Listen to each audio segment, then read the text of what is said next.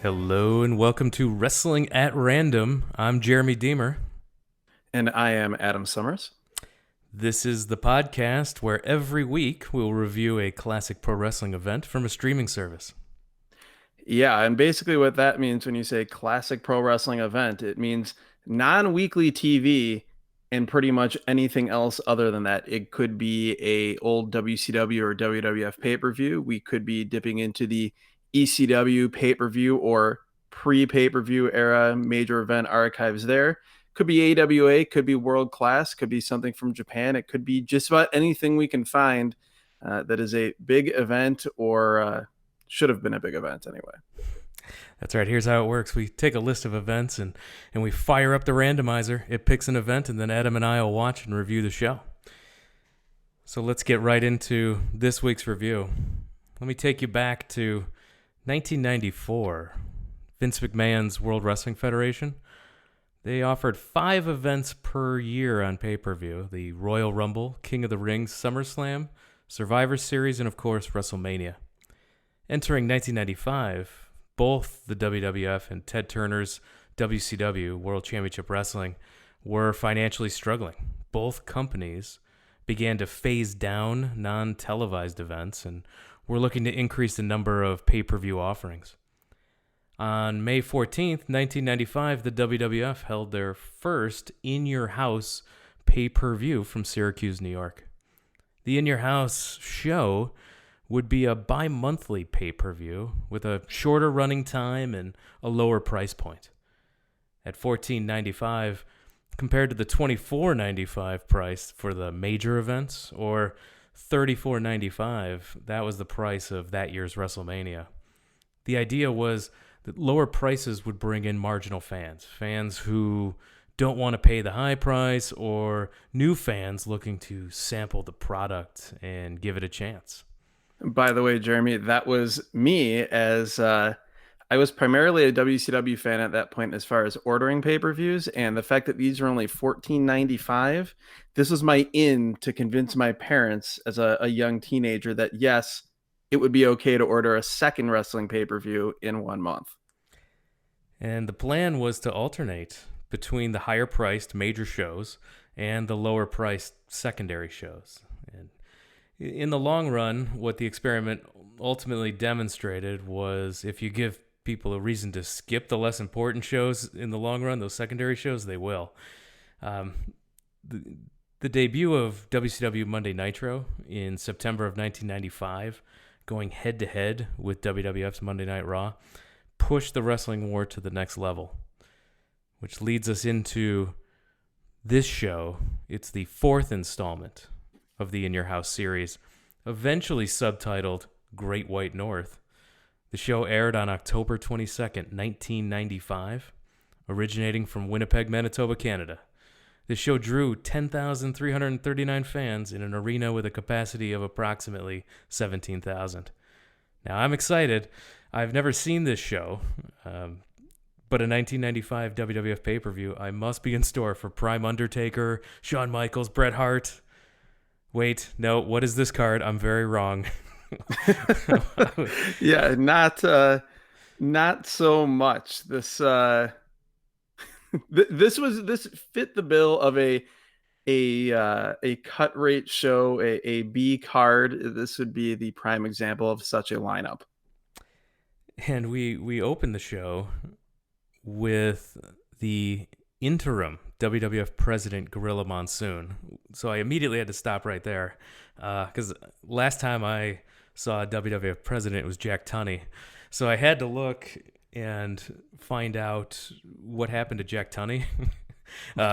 Apparently he legit ran the Toronto WWF offices and was let go with others during front office worker cuts. So no more Jack Tunney. We have Gorilla Monsoon as the quote interim WWF president. So he had a major announcement that he was not going to allow Shawn Michaels to defend the Intercontinental title due to his severe concussion. Now, we will get into the details of the circumstances around that later when we talk about the Intercontinental title match on this show. He did say there would be an Intercontinental title match. because he was forcing Shawn Michaels to forfeit the title, and the title would be given to Dean Douglas, who would now be the champion, and he would have to defend that title against Razor Ramon later tonight. Dean Douglas, by the way, if we'll get to that as well. This was in the era WWE or WWF at that point, firmly ensconced in the era of we don't care how well known you are, what you've done before, we are going to repackage you in a ridiculous manner. And it was definitely the case with the man that would be known as Dean Douglas. Yeah, Vince, JR, and King, they're your announcers. I like, this three-man booth is fine. Is it? It's weird. Fine, I will put in quotation marks. It is. I guess part of it too is if you haven't listened to Vince McMahon on commentary in a while, that's a little bit jarring. Jerry Sure. Lawler is as Jerry Lawler as he will ever be. Oh yeah, absolutely. And then the other thing that to me is just noteworthy, and we'll talk about at particular points throughout the review of the show, Jim Ross, this is relatively early-ish in his WWF run, and he still is very much more in the mode of NWA, WCW, Jim Ross. And there are moments throughout the show where just completely ridiculous things are occurring. And then Jim Ross is doing his level best to bring it back to the analysis of working over a body part. And so you get some real sports analysis mixed in some strange spots, but it was fine. I've certainly heard way far worse broadcasting. Here comes Fatu, yells Vince to start the show. The future Rikishi came out dancing in the most 90s multicolored leather jacket I've ever seen. Yes. there was an even more 90s jacket later on in this show, but this is right up there. It's also noteworthy, Jeremy, so this is, like you said, this is pre-Rikishi, and we talk about gimmicks. He is make a difference Fatu. That is, I didn't do the exact count, but it is said many, many times throughout this match that he is trying to make a difference. It also says on his gear, just say no.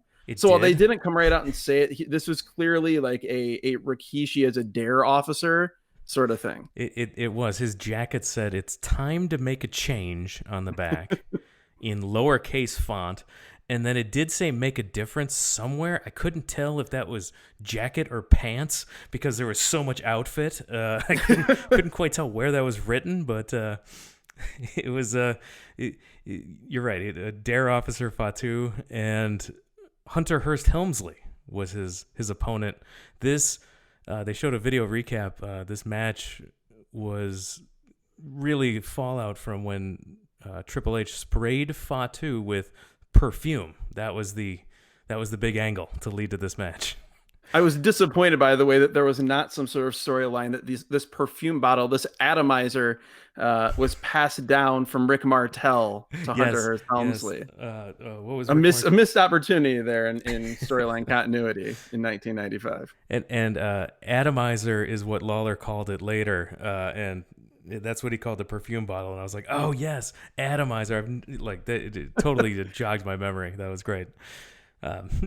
So, really getting to see Fatu early, with his offense, it was pretty impressive how agile he was for a big man. He was a pretty good worker, and him and Hunter, just really, they had a pretty fun match. Well, we can't gloss over. Again, you mentioned Hunter Hearst Helmsley, and we are not just saying that to say the full name of Triple H, the character. This was the Hunter Hearst Helmsley character in all its glory. He was Connecticut snob. Yes. Yes, exactly. Basically the borderline fake British Connecticut snob. The entrance gear, which I don't know, it was part polo match, part Revolutionary War. Right. He enjoys bowing quite a bit. It was an interesting jog of the memory for me, though, because for one, I agree with you completely, Jeremy. This match was it was fine. It was perfectly fine. And as far as in ring, Fatu, or I guess, yeah, Fatu, not Rikishi at this point, Fatu is much closer to the Samoan SWAT The team type of SST Fatu. Fatu, Yes, the exactly. head shrinkers Fatu, much more than the Rikishi version of Fatu. He was a house of fire throughout the match. Um, and the other thing that was noteworthy, and I hadn't thought about in a long time, like I was a huge fan of Hunter Hearst Helmsley during this era Were as a you? wrestler. Well, before as Hunter Hearst Helmsley, he had a brief run. He came out of if my memory serves me correctly, he came out of the Florida Independence and got some shots with WCW when they were running their TV tapings in Florida at Disney, and he got some shots there, and then actually wrestled as Terrorizing for a while in WCW. And I remember there was a fateful match. I think it was, who knows, maybe a show we'll review at some point. Starcade '94. Oh, I lucky us. remember it well. It was Terrorizing and Alex Wright. I Ooh, was a Terrorizing fan. I was not an Alex Wright fan. fewer. Alex Wright Alex Wright won the match, and then that was pretty much the last we saw functionally of Terrorizing in WCW. And like many guys in that mid '90s pre WCW boom period, they ended up going to WWF and having big time careers. So You could tell. uh, You could tell they wanted to make him a star yeah, in this match. He was, the way he was featured and the way that he was talked up on commentary. You could tell big things were going to be ahead for him. And there was two things of note for me in this match. The first one was I noticed a vampire in the first row. yes, I'm like, Bela Lugosi. I had to I'm like, is that guy dressed like a vampire? And they ended up calling him out later in commentary. But I'm like, how many days till Halloween? It was still 9 full days till Halloween. That is too early to dress as a vampire at a wrestling show. It was his And Halloween month. Like people talk about their birthday month. He clearly no, had committed to the entire calendar month. so that was distracting. The other thing I did enjoy was the spot where Fatu got his where he got his head caught between the ropes, Yes. going over the top rope. I'm like, that's an oldie but a goodie spot that we don't see anymore. Guys Well, going it's one that over the top and getting their neck caught in there. can cost a man an ear, as Cactus Jack / Mick Foley learned in Germany just a couple of years earlier on a WCW tour. So it's an old spot that I'm glad we don't see much anymore. Exactly. Uh, Yes. the other in-ring thing to me that I thought was notable about this match, we talked about Fatu and his offense. He hit an awesome running diamond cutter, running RKO, running ace crusher, or whatever you want to call it. He looked good in this match, and the crowd was the other thing that was noteworthy. I mean, the crowd, part of it too, it's Canada, it's Winnipeg. The crowd was far hotter for this show than, like, looking back, That- you would think they would or should be, particularly like you said, the state that the company was in at the time. These people in the now defunct Winnipeg Arena, they were ready for In Your House. And the other big thing to time. note is that when you go back and look at this card, for the people live and in attendance, this was not a shorter show than a normal pay-per-view. There was one dark match, and then there were I believe there were 3 post-show matches, including Bret Hart and Isaac Yankem, who would go on to be Kane later. I So would have killed for a Bret Hart Isaac Yankem match by the end of the show. the the match ended with Hunter hitting a pedigree after Fatu missed his frog splash called the Samoan Splash. He missed it. Pedigree for the win. And they were Jim Ross. You were right. Always the analyst was quick to point out that Fatu, who was no selling, the Samoan hard head the entire match. Anytime he hit him in the head, no sold it. He took a pedigree and he was out. Jim Ross was quick to note that he doesn't land on his head in a pedigree. That's face first. So that's why he was knocked out. I had a tip of the cowboy hat to Jim Ross on that one. he's the continuity editor for this show, the logic editor for this show. So after the match, we have a ringside interview. Jerry Lawler interviews the later to be Triple H, and he says, and I quote, "That was the most impressive win I have ever seen." Good stuff. So a man familiar with hyperbole, clearly Jerry the King Lawler at this point. It's also notable that the accent with which Hunter Hearst Helmsley speaks, it is almost completely unique unto himself and this time, in that he's trying to kind of do a British accent, but Yes. he's maybe about 63% committed to it. And it's an interesting sound emanating from the mouth of Hunter Helmsley. He's doing the interview, and then out of nowhere, coming to confront him is a man known as Henry O. Godwin, or as he was referred to, Hog. Ah, there you go. I did not pick up on that. I just knew he was a Godwin of some kind. The former, by the way, the former Shanghai Pierce in WCW, Henry Godwin. Yes, he chased him away with the slop bucket. I don't think there was anything in the slop bucket though. If you recall, back in the day, like, he would dump slop on people and that bucket would be completely full. He's running at a pretty good clip, stopping, starting. Physics would sort of take their course, you would imagine. Not a drop comes out of this bucket, and it's shot in a way that you don't ever actually see it. So this may have been some sleight of hand by the WWF production team. I'm not sure. Another sleight of hand was turning Michael P.S. Hayes into Doc Hendricks. And, turning him into Don West, really, as the show went along. He was sort of proto Don West. Yeah, Doc P.S. Hendricks was interviewing the British Bulldog and his manager, Jim Cornette, which I did not know that Jim Cornette managed the British Bulldog at some point. And he's apparently getting his first ever WWF title shot, his WWF Championship title shot. Yes. Davey pinned Diesel in a tag match on Raw to get this title shot. That's how we got here. The other noteworthy thing as this show goes on, you kind of come to the conclusion that Jim Cornette must manage or half manage every heel in the company. He was involved in almost every match. He's all over this show. Tag team championship on the line. The tag team champs, the Smoking Guns. They come out super plain and boring, especially when they're standing next to the challengers, Razor Ramon and the 1-2-3 Kid. And yes, they had matching gear. They had matching gear, so their problems were behind them. So I was very excited to see this. And Razor is the same Razor Ramon who will be in the Intercontinental title match later on the show. He could leave with 2 titles. We heard that no less than 50 times during this match. Yeah, it really was a battle. You could have had a drinking game, I guess. What was mentioned more, that Rikishi was making a difference, or that Razor Ramon had the opportunity to win 2 titles here on this show? And as you mentioned, the storyline going into this was that the Kid and Razor had, they had their differences coming into it. They'd sort of not seen eye to eye as a tag team. And they had a checkered past to begin with. If you recall, the entry onto the national scene, at least in WWF, for the Kid was him pinning Razor Ramon sort of as a jobber on Monday Night Raw, and then that kind of got his career going. But their team here, there's some dissension. It's in the past, in theory.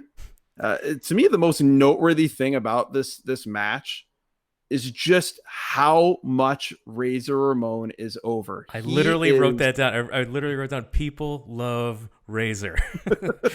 He is, to me, I mean, outside of Brett, like, as the show goes along, he is by far the most over guy on this show. People 100%.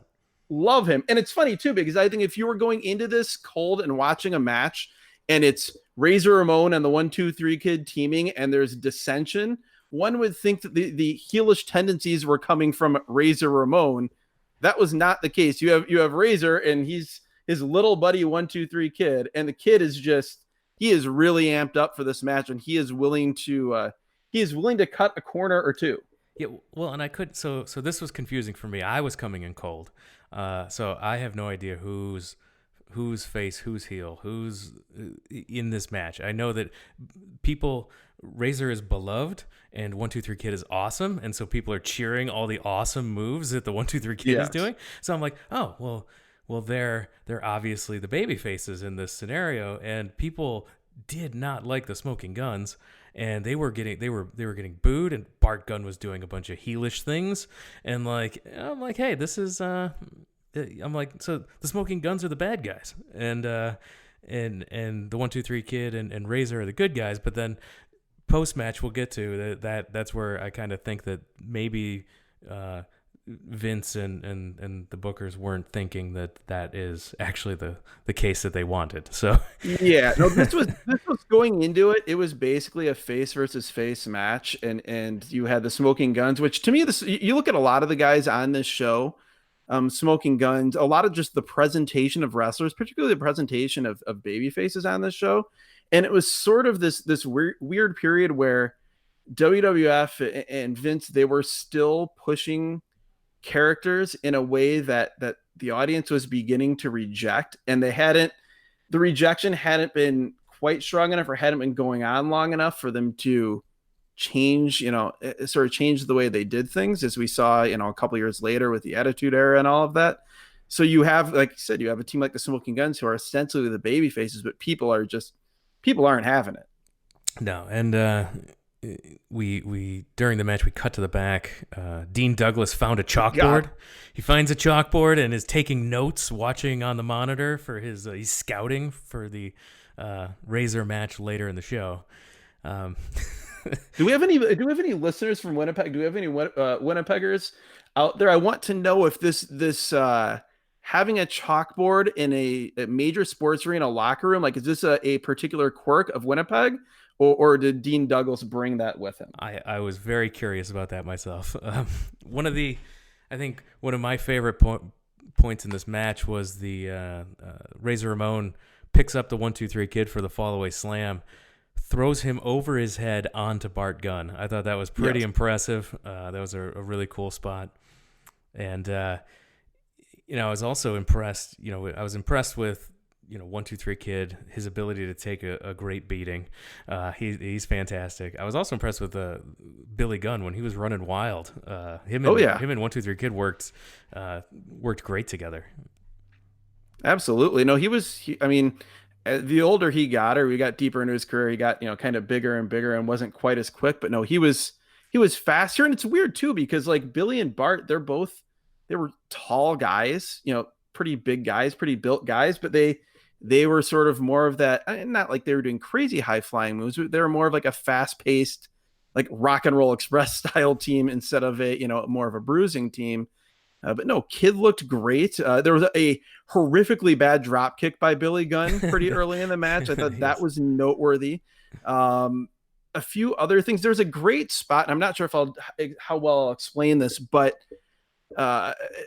one guy, I can't remember which team had it first, but there was a pin, and then the referee was distracted by the guy on the other team on the outside, inadvertently distracted, and then the partner came in and reversed the pin, and then immediately the same thing happened on the other side, and they reversed it back. That's right. That was fun, and something that I can't remember seeing that too many times, and I certainly can't remember seeing that in modern day pro wrestling anytime recently. Razor came. He left the corner to encourage the 1-2-3 Kid to get up to make the the corner to make the tag, and that that let Bart put Billy on top of Kid behind the ref's back. Yes, and that's when I said, "Oh, Bart's a heel," and then the referee makes Bart move back to his corner, allowing Razor to come in and do the exact same thing, putting Kid on Billy, and they got a good near fall out of that. That was pretty fun.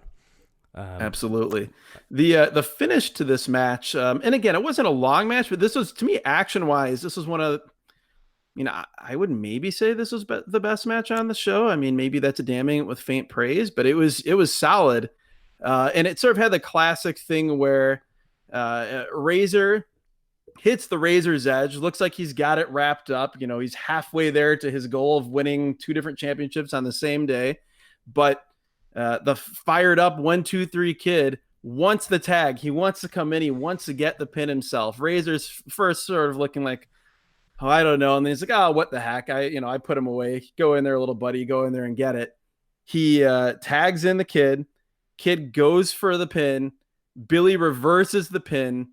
And gets the pin immediately, wins the match, and the 1-2-3 Kid is apoplectic, as they say in pro wrestling circles. Yeah, the Guns are still champs. The people were not happy about this. No, and did not approve. No, so then when Kid attacks the Guns after the match, You know, people are like, yeah, yeah, get him, and and Yeah. not that that's supposed to be a heelish action apparently. Yes. Uh, Well, not only does he attack him though, first he throws a great tantrum, which temper tantrums in yes, pro wrestling are underrated in general. And this, I didn't, I could see, six X Pac having a tantrum like this in him, but I really wasn't fully expecting the 1-2-3 kid in 1995 to be able to pull that out, and I was impressed.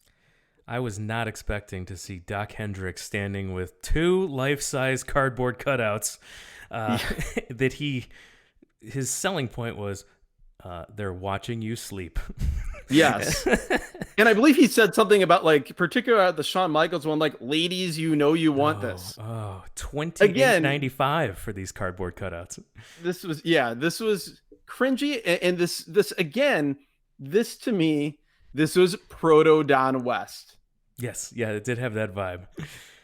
I got excited because then I heard rocker music, and I was immediately disappointed by the sight of Marty Jannetty. See, I couldn't see Marty Jannetty because all I saw were his tassels. He had a lot of tassels, very wacky gear.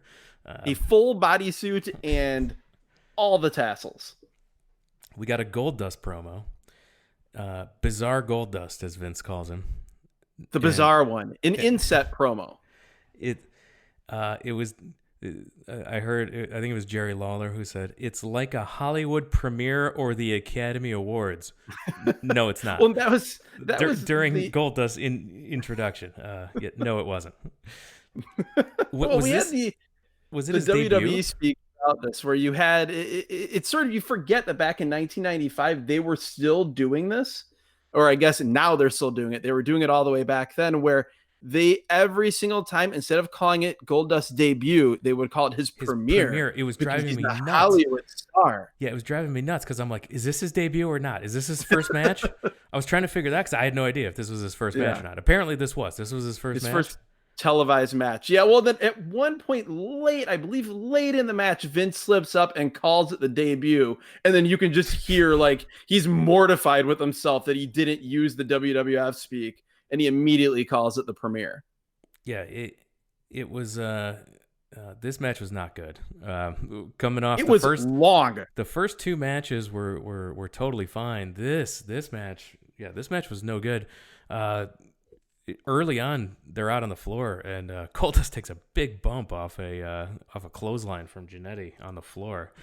That was pretty much the only action for a while there. God, it was not good. This match also was kind of the height of Jim Ross trying to call an absurd visual display as real sports. Like, he is really, really trying to dig in, which is also funny because by this point, Jim Ross had probably called hundreds of Dustin Rhodes matches in WCW. Like he had no idea who this guy was. He had to pretend he had no idea who this man who was wearing, the most unflattering gear a human being could wear, which is by design. But his physical stature, his face, even under the mask, there's no way anybody who's even a casual observer of Dustin Rhodes' career to that point, there's no way anyone would have ever thought this was anyone other than Dustin Rhodes. But they were all acting like they had no idea who he was. There was also a weird line that they kept repeating, that Vince was talking about how he was somewhat androgynous. Oh yeah, he did mention that a couple times. Like, that was it also was this was not a return, because at first when I was watching it, I thought this was like the first match back for Marty Jannetty for a while,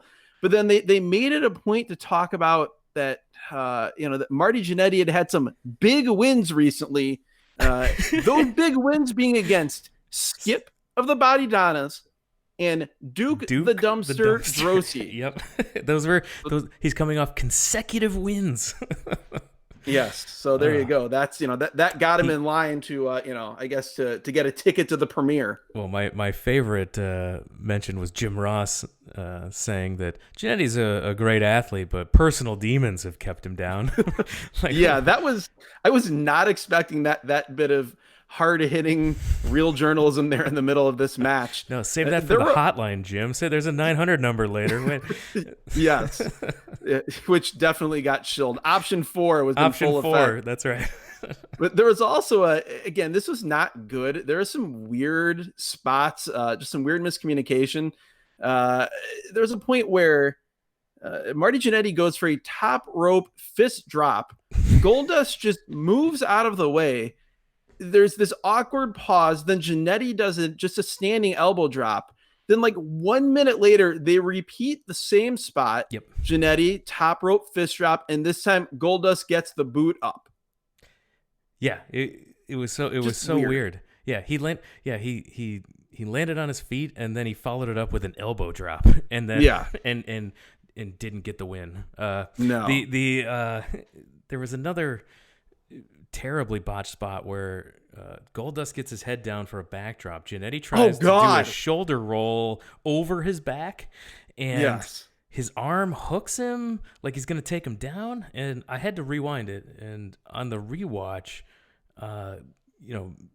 maybe that actually was a move he was attempting. There was some miscommunication. I was wildly confused. It was hard to fully parse out what that was. It looked bad. He Goldust just collapses down, and you're like, what is going on? 11 minutes, man. This match went 11 minutes and 15 the longest seconds. 11-minute match you've watched. It was brutal. He wins with his face first suplex. Quote, he shattered the dreams of Marty Jannetty, says the King. Lame, underwhelming, premier, not impressed. This was not good. No. Option 4. $1.49 per minute for calling the 900 number. Option 4, you can hear post-match interviews. Yes, you can call in and hear $1.49 to hear Marty Jannetty's thoughts on losing in the premiere. I think Rikishi was on the line at this point. Yes. Or Fatu, yeah. So, the next match. You thought last match was bad. Here comes Yokozuna versus Mabel. This match, they teamed up to crush the Undertaker's face. That's right. They broke his face. That was the medical diagnosis. He had a crushed face. Taker will be back from the crushed face at Survivor Series. So, which is like weeks away. So he miraculous healing powers. So I had to. So in doing research for this, after watching the show, apparently this match was supposed to be Mabel versus Undertaker, but Undertaker broke his orbital bone in a match on October 7th against Mabel. And he would not be able to compete until Survivor Series in November. So they did a storyline angle where he was injured in the Raw 6-man by Mabel and Yokozuna. That's how he got that's what led to his face being crushed. Yes. And then what led to this match happening was that, I believe, wasn't it that Gorilla Monsoon put them against each other as punishment for them taking out the Undertaker? Yes, and Cornette made a mention that Monsoon was really putting this match together because he couldn't stand to have Yokozuna and Mabel together. They were too unstoppable, so he had to make that match so that they would fight each other. I yelled at my television, "Oh my God, they're carrying Mabel to the ring." Yes, I literally typed out, "King Mabel is amazing. He is on a throne carried by jobbers." Oh my God. That's throne a big dude. As Dusty Rhodes would say, that throne was teetering on tottering, and Mabel was not helping matters because dude was dancing while he was sitting down. He was feeling it, and those guys below, they were feeling it in an entirely different way. Were Men on a Mission rappers? I missed out on Men on a Mission. I believe, if I remember, it was they're Oscar, Mo, and Mabel, destined for success. I can't remember the rest of the rap, but I actually used to know it pretty well. So Mo is the missing one because we had Sir Oscar with King Mabel. Hopefully the randomizer will give us that King of the Ring. Well, I remembered part of the rap. It's Oscar, Mo, and Mabel, destined for success. and it's something something something the mighty Lex Express. Oh They did no. a rap around Lex Luger and his patriotic quest to slam Yokozuna about a year before this show. Anyway, Uh, well, the Lawler had a very 90s line where he said, Yokozuna is so big he uses a VCR as a beeper. yeah, that there was also who was it Vince? Somebody called them. I don't know why this made me laugh, but I put it in all caps. They described these two men standing in the ring face to face. Well, first it was Yokozuna was 641 pounds. He looked every bit of it. He did. His opponent Mabel weighed in at 568 pounds, and they were described on commentary as two mammoth proportioned individuals. the, it, in this match, it had one of the worst spots I've ever seen. Nothing was good. So I'm not just ragging on it. I know what you're going to say, by the way. I'm not ragging on this match just to be mean. I'm saying there's literally nothing good about it. And so no, it's barely even a match. Yes, it's barely even a match. So we had time for one horrendous spot where Yokozuna bends over and it looks like Mabel's going for a bulldog. Yes. And he bends over and doesn't fall down. Yokozuna he doesn't even react. No. You have a 568-pound man hurtling through the air going for a bulldog headlock. And Yokozuna is standing there bent over as though he's the only man in the entire building. And it's just completely absurd. The absurdity is when he takes 3 full steps forward to tumble to the floor. Yes. This is horrendous. And then bad camera work. Somehow Cornette's down and he ends up getting crushed by Yokozuna. I don't know who tripped him. I don't know what happened. And then all of a sudden, double count out. Lame. Yes. The best part of this by far, well, again, we've described the best parts. Mabel dancing on a throne as jobbers nearly die beneath him. Mammoth proportioned individuals. But also, the match ends. Vince McMahon calls it on commentary a, quote, less than stellar matchup. And then the two mammoth proportioned individuals hug. Yeah. I mean, that's really, Cornette's up, he survived, and the managers are trying to separate them, but they hug, they're friends. So Monsoon's plan didn't work, and we'll never get those 6 minutes back. That match was horrendous. That fact that was 6 minutes, and again, it was horrendous. But 5 minutes and 12 seconds is the official runtime. It was not. I mean, this is like -5 stars. I got some weird sense of enjoyment out of this. I'm not going to lie. It was because I didn't have any King Mabel experience in my life. I've never seen a King Mabel match, so I have some late '90s remembering him Viscera. as Viscera, but I did not. I think I played as Viscera in a No Mercy game a few times. Yeah. No, I had no King Mabel memories, so this was my first experience. The King Mabel strut was not in effect for Viscera a few years later. But yeah, I like it. The whole thing is, if wrestling is going to be bad, I don't want it to be boring. I want it to be fun bad. And to me, for 5 minutes and 12 seconds, this was fun bad. Yeah, absolutely. And we found out that at the Survivor Series, Hitman Bret Hart will get the WWF title shot. The Undertaker's going to return. And they're going to feature an incredible partners match this year at Survivor Series. That's the big twist.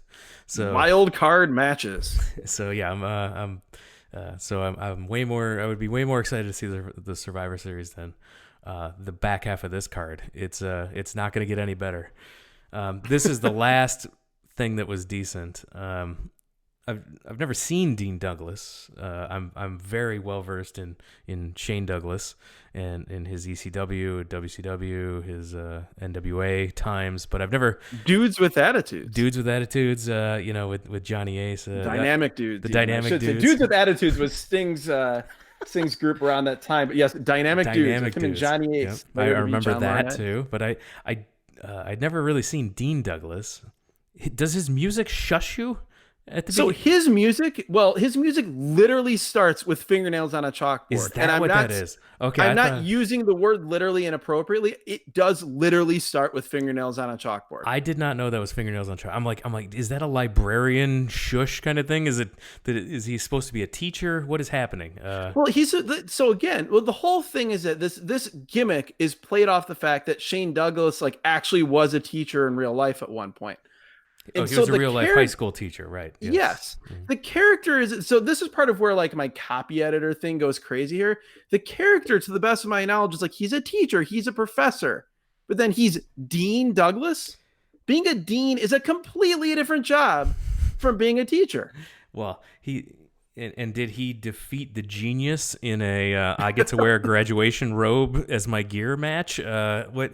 Why would He a also teacher wear has a graduation gown as his entrance? Yeah. With an It's exclamation very point. it's like they nibbled around the edges of the concept of education and threw it in a blender, and this is what came out.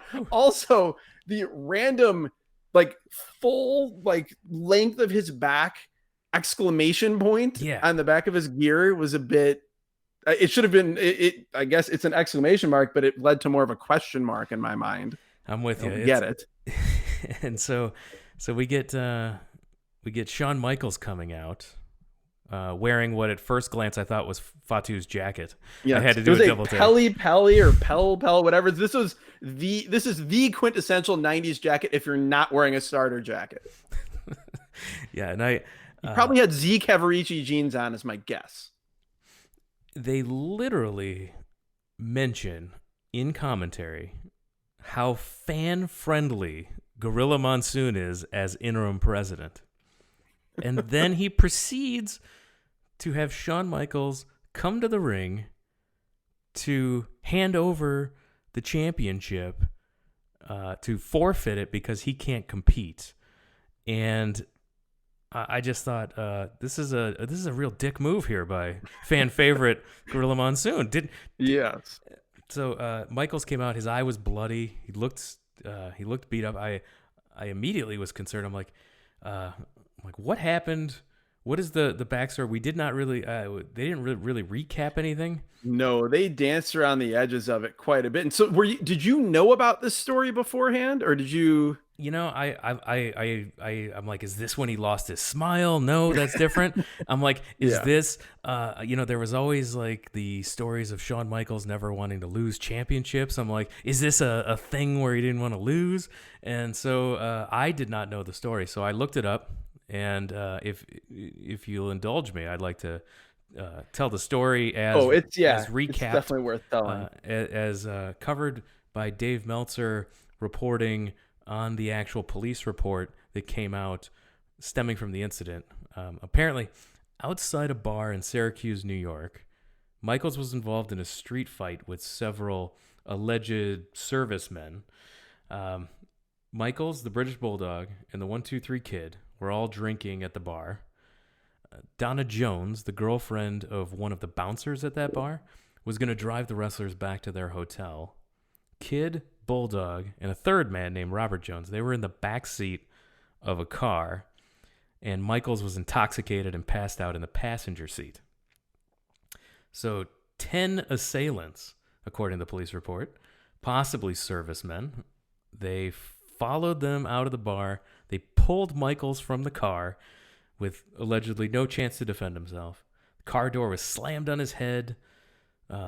Several of them stomped him in the head, smashed his face onto the car bumper. Are we sure this wasn't Larry Zabisco and Arn Anderson? They have a record of this. I remember a certain Halloween Havoc show that sounds a lot like this. It sure does.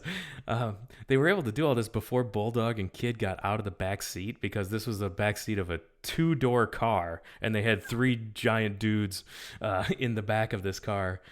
So it took them a while to get out of the car, but when they did, they got involved in the altercation.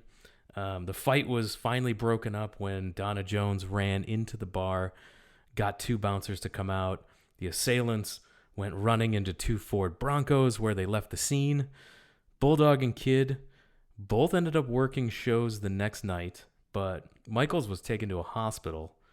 Both his eyes were swollen shut. His face was swollen. He had blood coming from his eye and his ear. He required 10 stitches above and below his eye, and he had his eyelid sewn back on because it was nearly ripped off. Oof. He had, luckily, though, no broken bones in his face. Unlike The Undertaker. Ooh, that was not a crushed face from this no very crushed real faces. attack. He was required. So Michaels refused to press charges in the incident. So on Raw, they mentioned that Michaels was jumped by, quote, 10 thugs unprovoked. But he would compete at the In Your House show. So they were promoting him still being able to wrestle on the show all the way up until the day of the show. Some things never change. Gene Okerlund told the real story of what I just happened on the WCW 900 hotline. 1-900-909-9900. I even know that one still, yep. And Michael's doctors told him that he could not wrestle and recommended he not even fly to Winnipeg at all. WWF, again, like I said, advertised him for the show the entire time so as not to hurt the buys for this show, with The Undertaker already not competing either. So the Monsoon announcement that we talked about at the beginning of this show was the first indication to fans buying this show or in attendance that Michaels would not wrestle. Absolutely. And I remember that because we had talked about, like, when the randomizer pulled this show, I thought I hadn't seen this show. But when that started at the very start of the show and Monsoon made the announcement, then that's what triggered my memory that I had in fact ordered the show, because I remembered not, just what you said, that had not been announced up until the beginning of this show. So Michaels handed over the belt. Douglas snatched it away from Michaels' hands before he was able to hand it to Monsoon.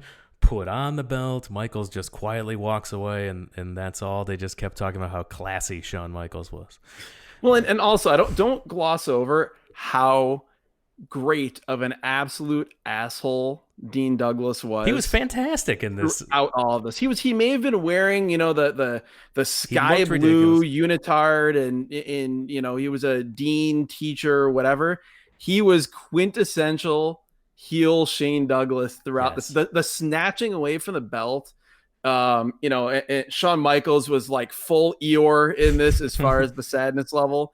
Like it actually was great pro wrestling for what it was. Absolutely. I was a big fan of Dean Douglas, Shane Douglas's performance, even before the match and during the match as well. We'll get to that.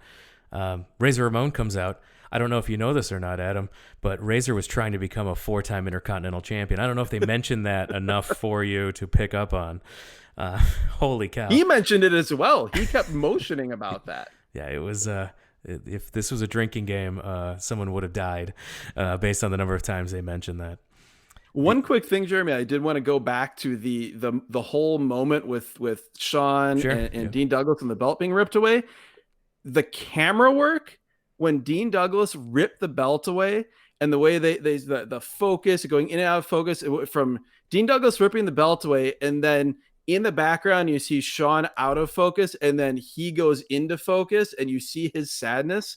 Like, that was, again, this is a completely inconsequential show, but I thought that was some of the best production I've ever seen on a WWF show.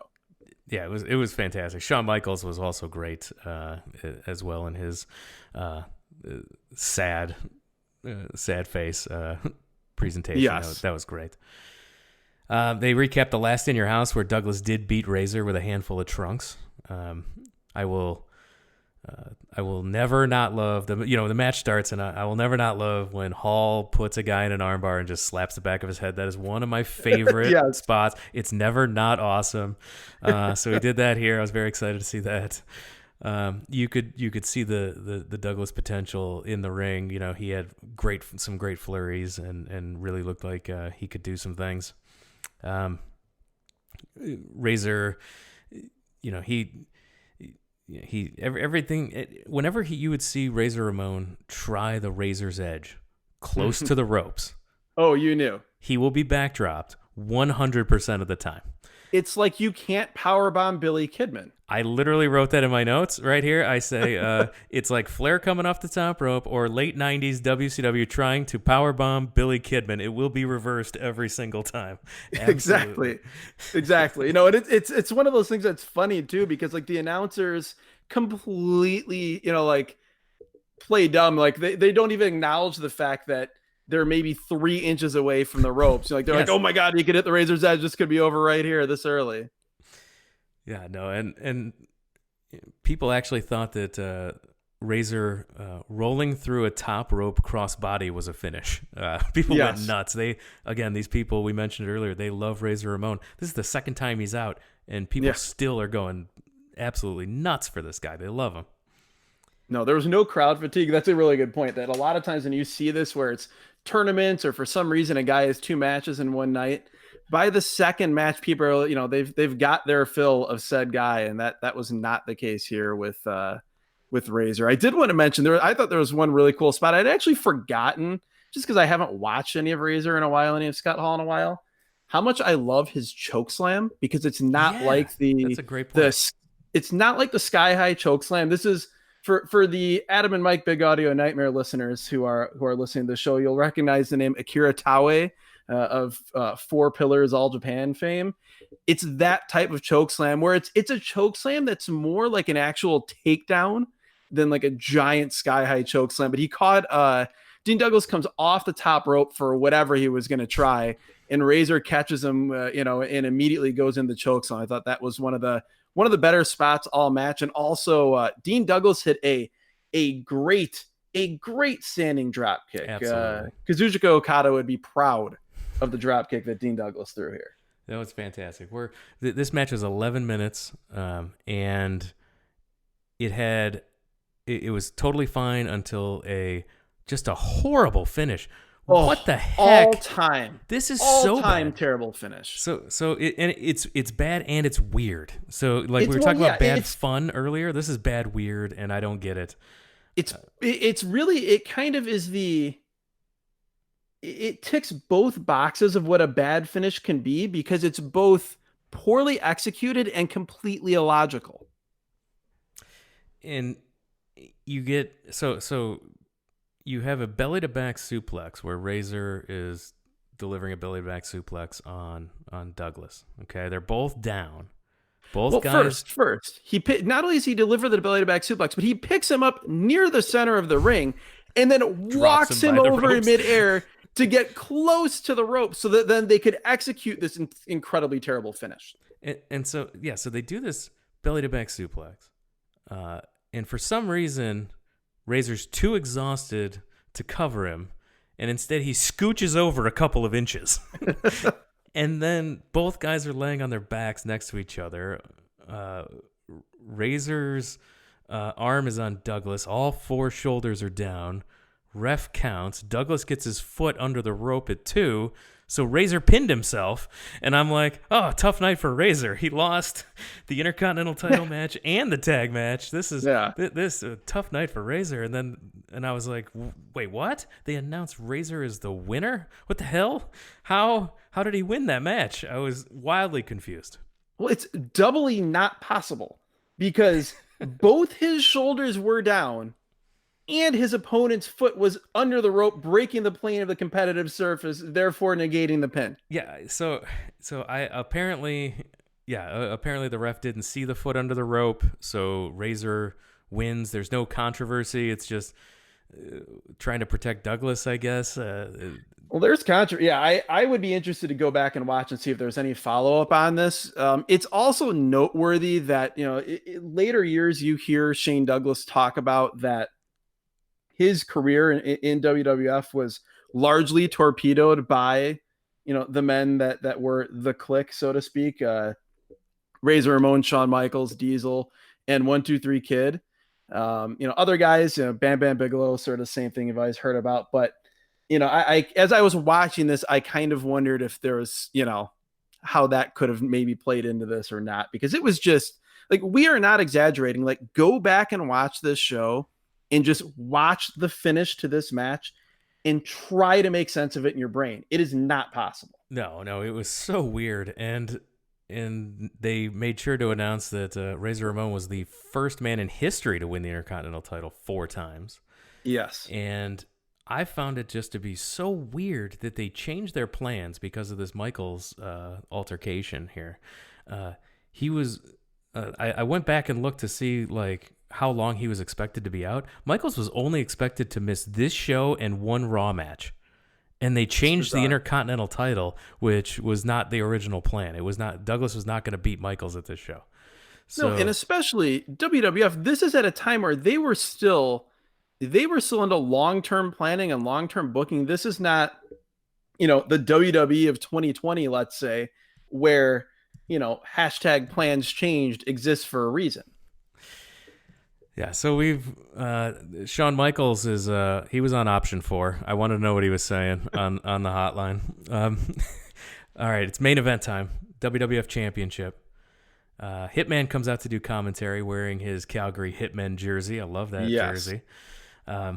He chases and attacks Jerry Lawler, who runs away in what 3 times. Well, it was a little long, but it's still fun. It's in little did we know it was going to be way more fun than anything in this match. This match sucked.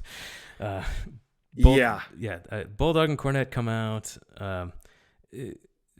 Doc Hendricks was able to get a quick word with Diesel before he came out. What's your mindset? Diesel reports in, Doc, feeling awfully funky.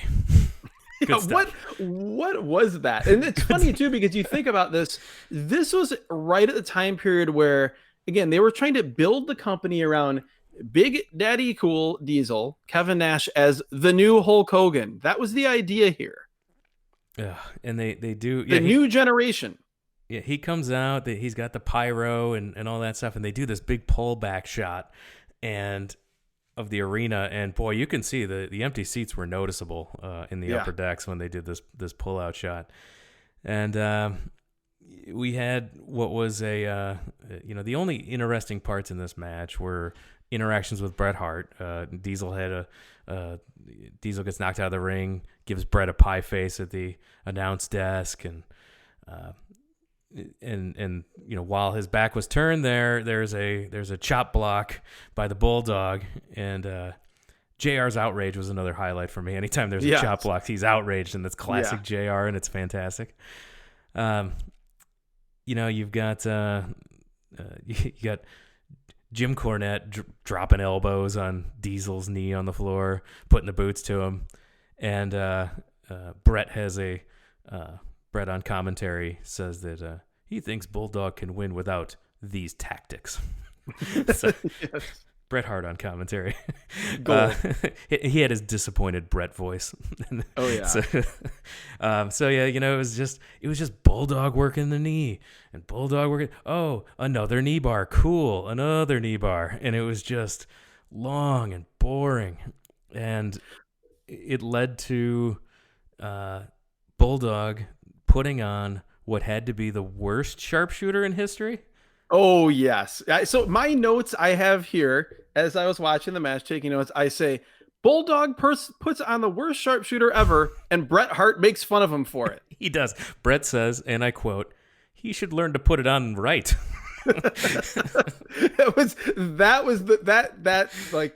I felt like my hour and 53 minutes of watching the show was validated by hearing Bret Hart say that.